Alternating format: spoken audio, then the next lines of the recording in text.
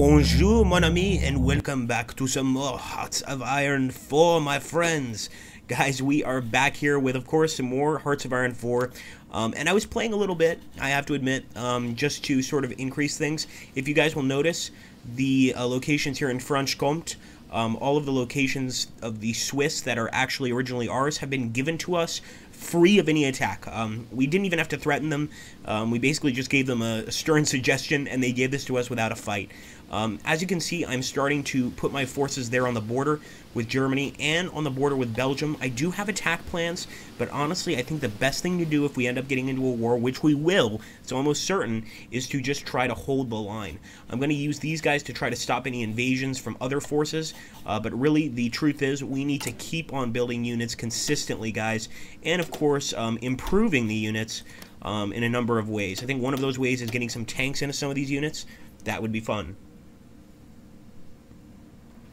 We've also got some guys on the Italian line, and the best bit of news to me is when we look at the factions map mode. Oh, it hasn't happened yet. Oh, I thought for sure they had joined us. I was playing a bit past this particular point just for fun as well, and eventually CNT5 joined us, or maybe I was dreaming, but hopefully they will actually join our cause and help us to take the enemy on here. These guys are just basically training at this point.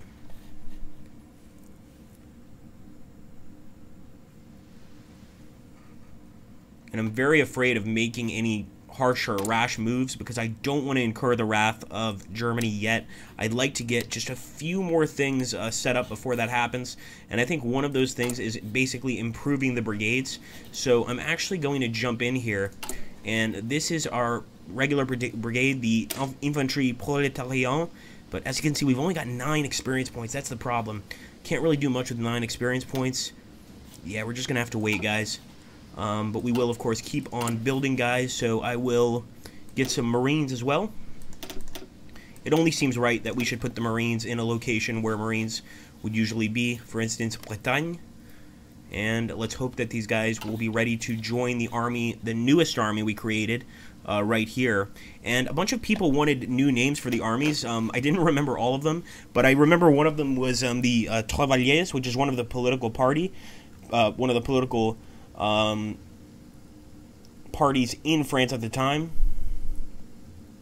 I'm sure I'm terribly misspelling this. Yes.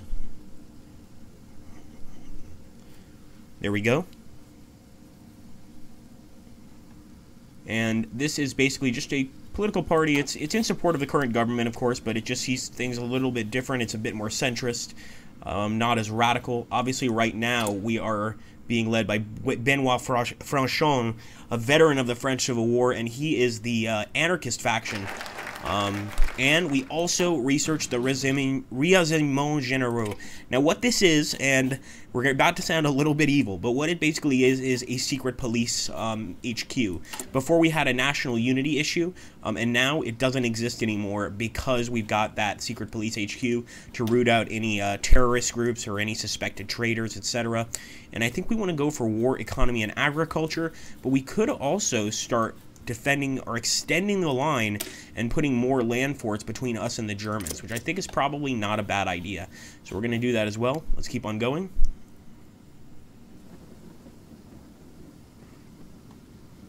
And again, the only reason I'm training these units right now is because they were green when they came in. The truth is, when we train units, we actually spend some of our resources.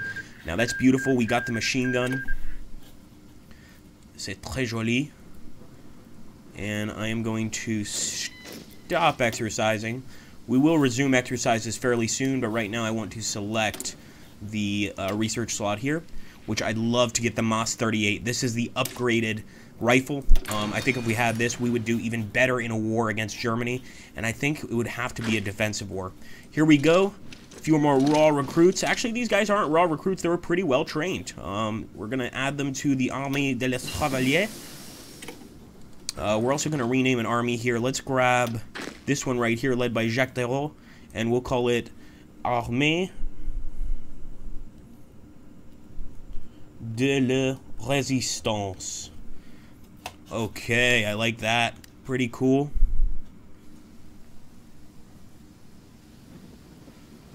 And as you can see, we've got 1.27 million available population to conscript. We need that to go up. Oh my gosh, atomic research is 842 days.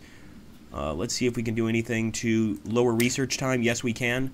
The computing machine is going to be very important here. Keep on going, boys.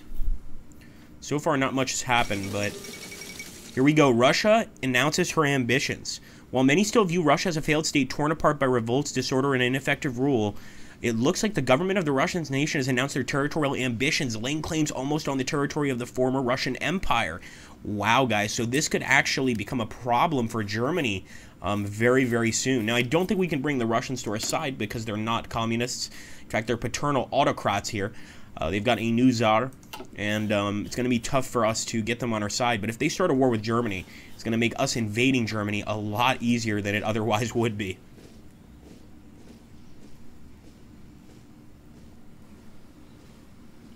Once again, though, we're still going for that entrenchment position. What's this?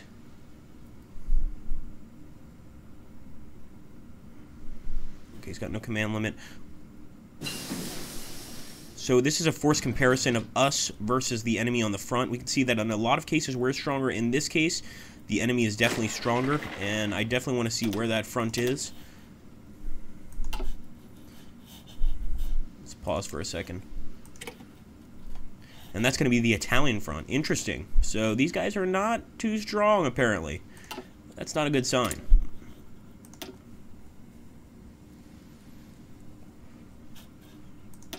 Might as well try to get an upper hand on the tank warfare scenario here. So we're going to go ahead and research this tank.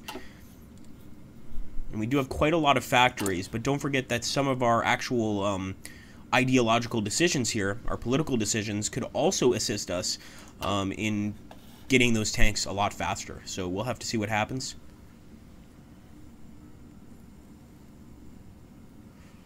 So far with the world tension at 32%, doesn't look like there's a war that's going to pop off yet. But remember, we also have the actual French Republic down here that opposes us, and they could want to attack at any time. We've got to be prepared for that possibility. And if that happens, who knows? Who knows what's going to happen? I think I'm going to actually take this army and put them on the same front line here, the German line, and just make sure that they're basically going to be of assistance. Now, if you put too many people on the front line, that's not good, because then, of course, you start wasting a lot of resources. Okay, nice.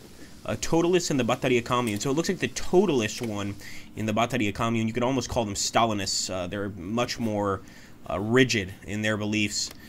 And now their new leader here, let's see, his name is Subash Chandra Bose.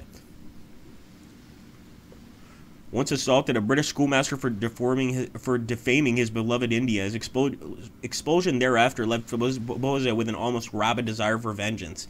You guys can read the rest, but if you guys want me to keep reading, just let me know. Okay, let's see. Calibrating the economy would definitely be useful, but modern equipment would allow us to get those infantry weapons faster.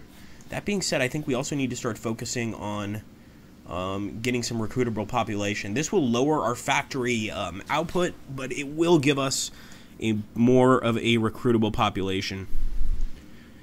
There are just so many good things to pick. I'm going to pick war economy and agriculture. This may not have been the best decision, but I'm going to live with it. And for our heavy equipment manufacturer, I'm taking FAM. I was actually already looking through some of these, and FAM looks really good. So we're going to go ahead and take them and continue.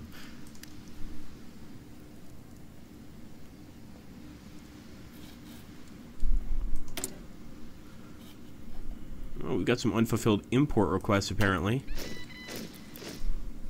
Unassigned divisions, beautiful. I always like to see new, fresh troops that we can kill. I mean, that we can train for the revolution. Get to the front line, my friend. We're just bolstering this front line as much as we can. I might even build some more forts here, believe it or not.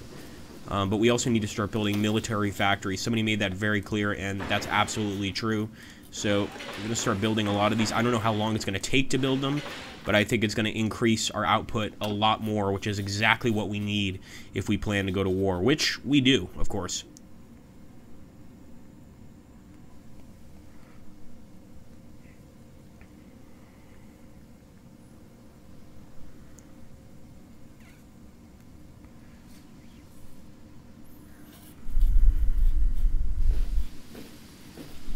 Okay, nice. Looks like a pretty strong front line, and it looks like we even outnumber the enemy a bit here. But that doesn't mean I'm going to stop building troops. Let's go ahead and slightly improve this Régiment de Cavalerie. We'll go ahead and add a support unit here. We can actually afford this one, I believe, and I'll give them a military police support. So sort of a police slash regular unit. And there we go, the Marines apparently have just dropped a unit as well. Welcome, Marines.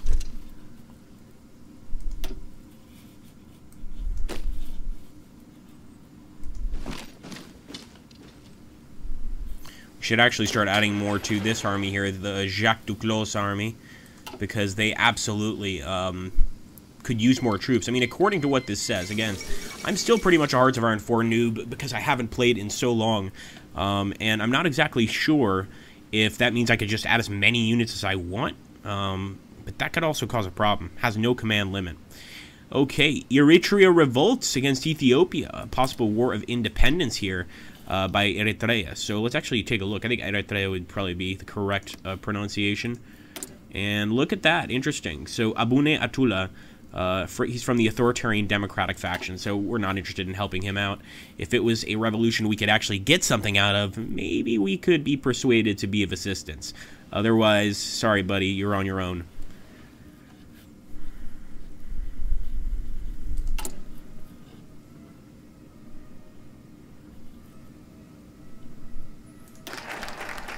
Okay, we got war economy and agriculture. I don't know if you guys hear that, but there's some very weird honking going on outside my house. We have to select a new national focus. Now, modern farms. This would add civilian factories, but we're not really interested in that. Let's take a look over here. Now, maybe we could actually help to develop the Socialist Party of other countries. We're going to try to find the Phalanstère International, and maybe this will actually bring the Union of Britain into our grasp. We'll go ahead and see. Unfortunately, the Union of Britain is currently led by a pacifist, and that helps no one, of course. I really want her out, Annie Kenny. I'm sure she's all well, great, etc., but, you know, we need somebody that's actually willing to go to war. So hopefully she'll join this particular organization, and I think it's basically cooperation, political cooperation between all socialist countries. The other one is scientific cooperation between all socialist countries, which is also very useful, and also could help us assist a bunch of other countries as well. So let's see here. The Socialist Republic of I think we should guarantee independence here, because what sometimes happens is the Italians attempt to essentially take over this area, and then this particular nation becomes a socialist republic that doesn't like us. So I think I am going to guarantee independence. This is a major move, but this means that if the enemy attacks, we're going to have to go to war with Italy, and I think taking out that big landmass would maybe help us. I don't know. It would, of course, be another war, but at this point, we're not even focused on that. We'll go to war as many times as we need to. Alright, some more things to build. I think maybe we go for dispersed industry again. Those rifles are almost finished, and then, of course, we start arming our men. And it looks like Kurdistan has risen up. Dominionist victory in South Africa. Interesting. And I love this particular mod because of things like this. The news is always different depending on what happens. After a contentious election, which has divided the Union of South Africa in two, the Dominion Party, led by General Jan Christensen Smoot, has declared victory through the alignment of majorities in the country's parliament.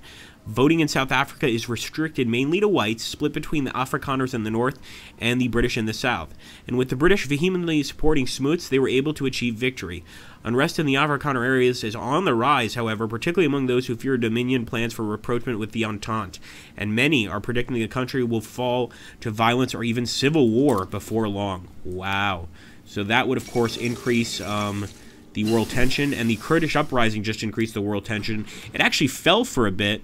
Kind of made me happy because that meant it gives us more time to build our army up. but now it's back to the good old times. Now I didn't realize this, but we can actually do several battle plans. I want to kind of research the mass assault, so I'm going to research that as well. But then then that means we have to stop researching trench warfare. No, we're going to stick with it and take the grand battle plan this time. Hopefully this will lead us to victory, my friends. And we're not going to be getting a significant military experience unless we get into a war, or unless one of our friends gets into a war and we can support them. So that's another thing that's a bit concerning. Eventually there will be another round of elections, and it looks like right now the Travailleurs are in, have the most power. They're the Syndicalist. And let's see, Benoit Frachon. So actually, we thought these were the anarchists, but essentially he is a syndicalist. But he's basically working with the anarchists. We could put an anarchist in power and see what happens, but maybe we want to keep Benoit Frachon in power. I think he's done a pretty good job so far. If he can keep it up, obviously that's going to help us out tremendously. There we go. The tank is ready to be built, so we're going to jump to our factories first of all. Those are not our factories, Agrippa. Those are our factories. And for our heavy tank, I am going to switch to the, I believe it's the B1. No, it's the FCM. Nice. Put another factory there. And it looks like even our light tank could use an upgrade. Oh, so these are light tanks. Okay, fair enough. I thought we had a heavy tank going. We don't, which means we want to get a heavy tank going. Let's go ahead and get the B1. We'll eventually get some factories. Again, this is a process that takes a while. Should also get the AMC-35. That would be a medium tank. I mean, I think we should try and increase our military abilities as much as possible. But maybe it's also a good idea to work on our special forces, for instance, our Marines. Yeah, I think so. Why not?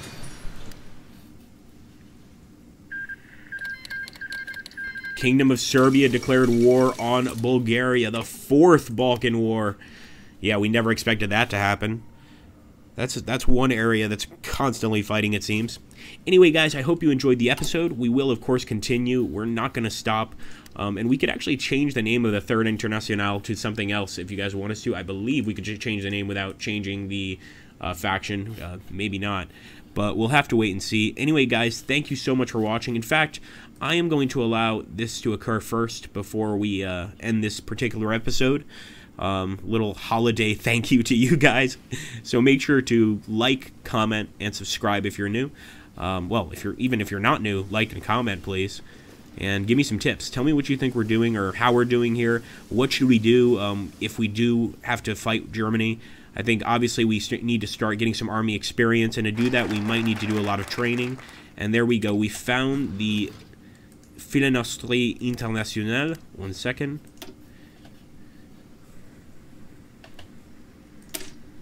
And I believe if we get international scientific cooperation, we can start assisting these units. Now, I'm not going to assist the Americans because that really pisses off the French over here, and it also really pisses off the British that own the Commonwealth of Canada. Now, as you know, the Commonwealth of Canada is owned by an actual king, King Edward VIII, His Majesty King Edward VIII, of course.